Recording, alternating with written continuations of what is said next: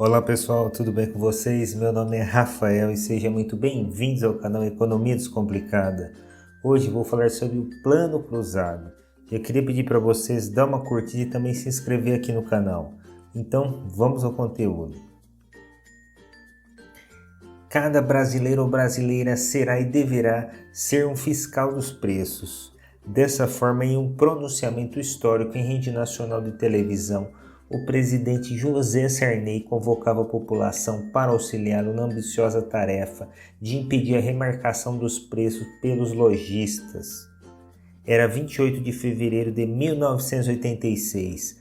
A equipe econômica do governo acabava de lançar o Plano Cruzado, um amplo programa de medidas econômicas baseado no congelamento de preços para derrubar a inflação.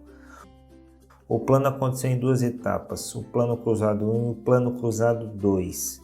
Ficou assim conhecido quando trocou a moeda brasileira do cruzeiro para o cruzado, a nova moeda, cortando 3 zeros da moeda antiga. Além desta medida, o Plano Cruzado ficou marcado pelo congelamento de preços e salários na economia.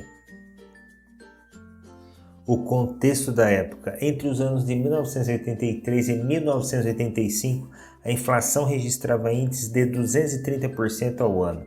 Contudo, a previsão para 1986 era de até 400% ao ano. Por exemplo, um pacote de arroz vendido a um cruzeiro no início do ano custava 3 cruzeiros no fim do ano e 9 cruzeiros ou mais no fim do ano seguinte. E esse é o percentual médio de elevação de preço, ou seja, preços muito inflacionados. Uma das razões para o descontrole inflacionário era a existência do que os economistas chamam de inflação inercial. Por exemplo, quando uma economia tem uma inflação mensal de 15% ao mês, os comerciantes, prevendo uma inflação futura, antecipam um aumento e passam a alimentar o avanço da inflação ainda mais. Seguindo essa lógica, o mundo empresarial estabeleceu uma verdadeira corrida de reajuste permanente de preço. Apesar disso, a condição interna e externa do país era relativamente boa, uma vez que havia superávit nas exportações e os preços do petróleo diminuíam no mercado internacional.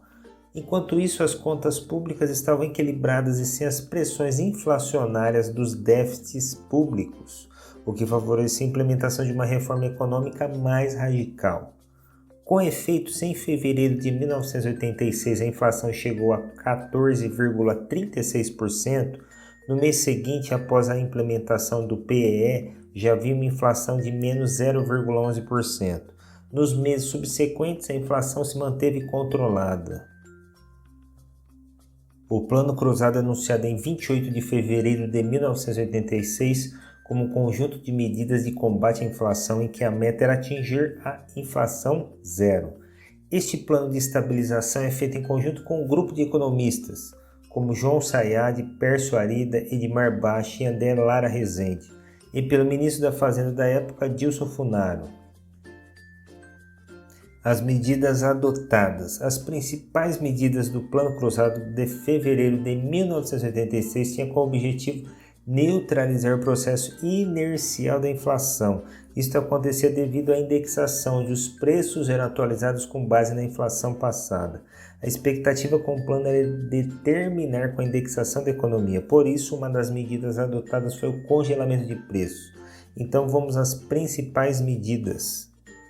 A reforma monetária estabelecendo a troca de moeda-razão de 1.000 cruzeiros, a moeda antiga, para cada cruzado, a moeda nova. Atualização de regras em obrigações contratuais com ou sem indexação. Manteve-se a correção monetária para a poupança FGTS PIS/PASEP.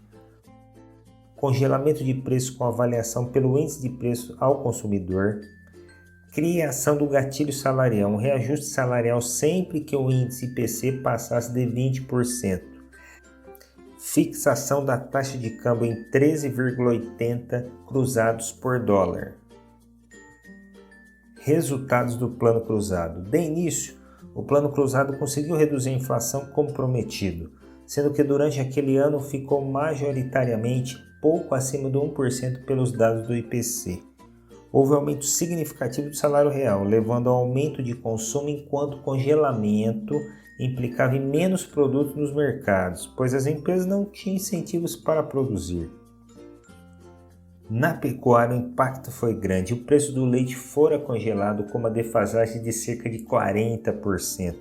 E com o aumento do consumo de carne, o boi magro passou a valer mais que o boi gordo, olha isso. Sem poder reajustar seus preços, os pecuaristas diminuíram o abate e houve falta de carne e também de leite. Sim, houve falta de carne e leite na mesa dos brasileiros. No segundo semestre, a euforia consumista continuava e houve escassez de oferta de produtos. Tanto na indústria quanto no comércio, generalizou-se a prática de cobrar ágio de quem comprava, exigindo valores maiores por fora do preço congelado. Em novembro de 1986, o governo lançou o chamado Plano Cruzado 2. Preços foram reajustados em até 120% e foi reinstituída a correção monetária. O fim do congelamento deu origem a uma corrida de remarcações para tirar o atraso. A inflação disparou. Em fevereiro de 1987 já estava no mesmo patamar de fevereiro de 1986. E o Plano Cruzado entrou para a história como um dos grandes fracassos da economia brasileira.